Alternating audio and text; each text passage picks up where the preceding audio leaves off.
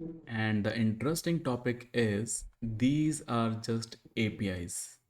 अभी हम इनको REST API नहीं बोल सकते, ठीक है?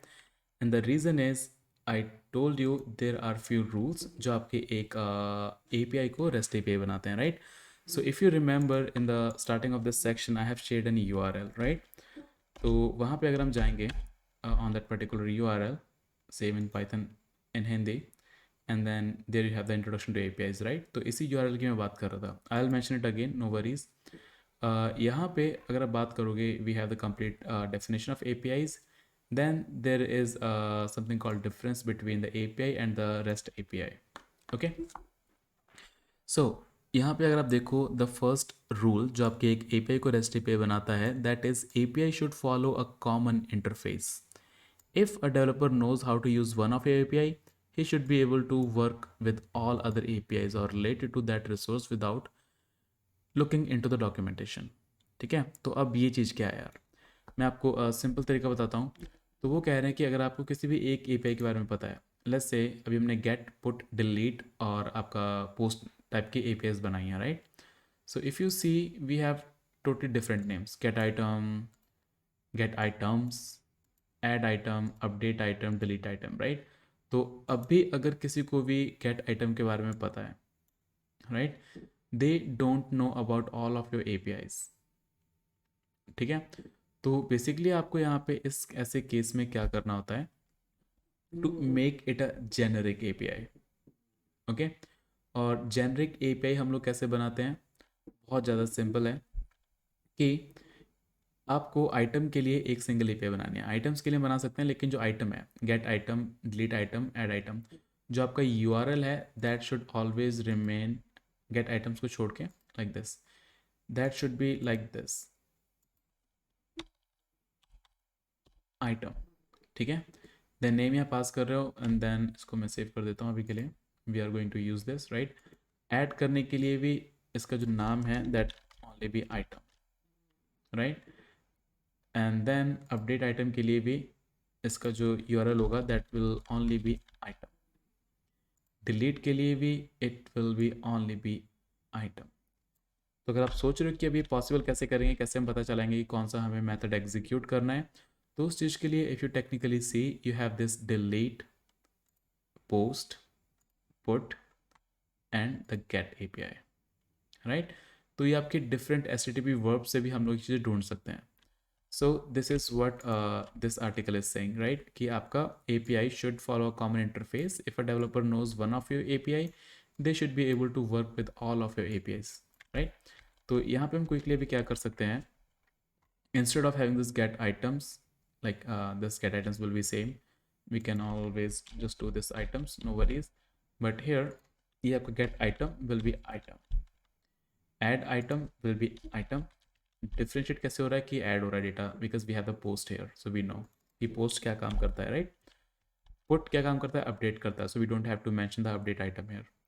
तो सेम चीज़ें मैंने यहाँ पे बाकी सारी APIs के लिए भी अपडेट कर दी. तो now you only have one URL here, that is slash item. जो भी आप HTTP वर्ब वहाँ पे हैं, जो भी आप मेथड यूज़ करोगे, अकॉर्डिंग टू दैट आपका डेटा चेंज होता रहेगा. So if I go cancel this, run it again, right, go back to postman.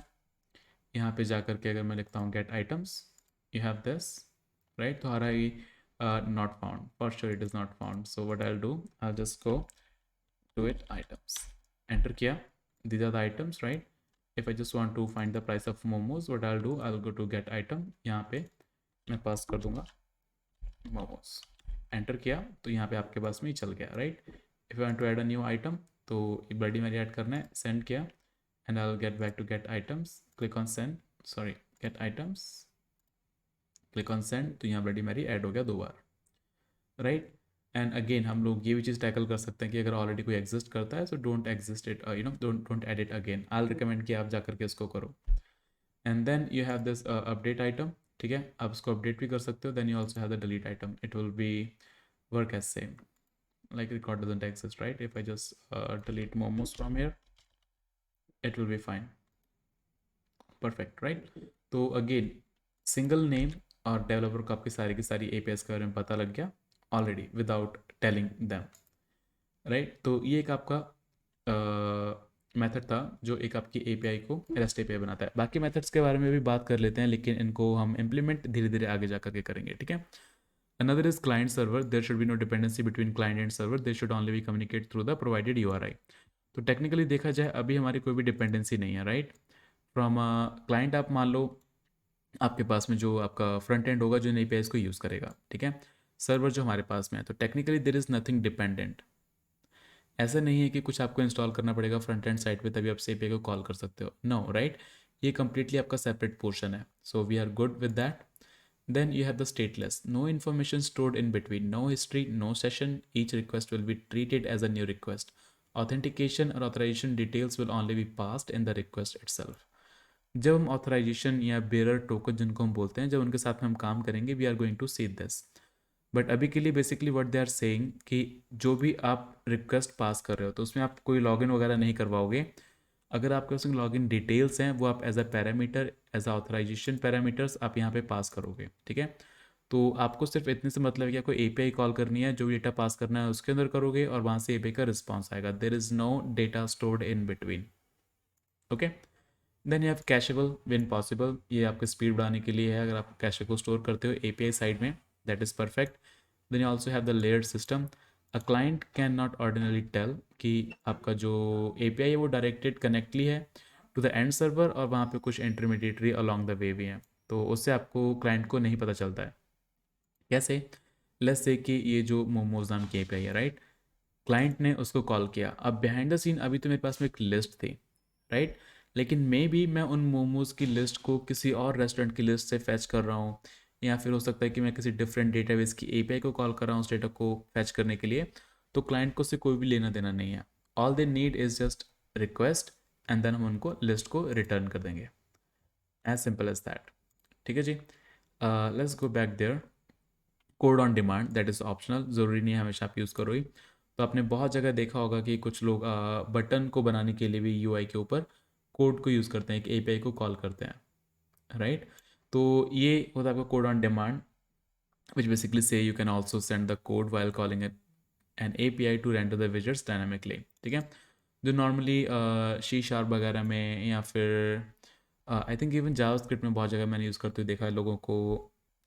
कोई कंपनी होती है जो अपने खुद के बटन्स, अपने खुद का यूआई के जो कंपोनेंट्स होते हैं, लाइक हेडिंग कैसे बनानी है, लोगो क्या है, उनको एज अ यूआरएल्स प्रोवाइड करवा देती है, ठीक है।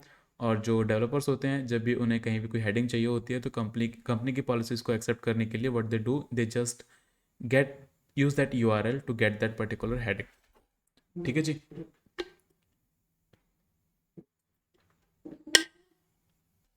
सो दीज आर द 6 रूल्स और रेगुलेशंस जो आपके एक पर्टिकुलर एपीआई को, एक सिंपल एपीआई को क्या बनाते हैं, एक रेस्ट एपीआई।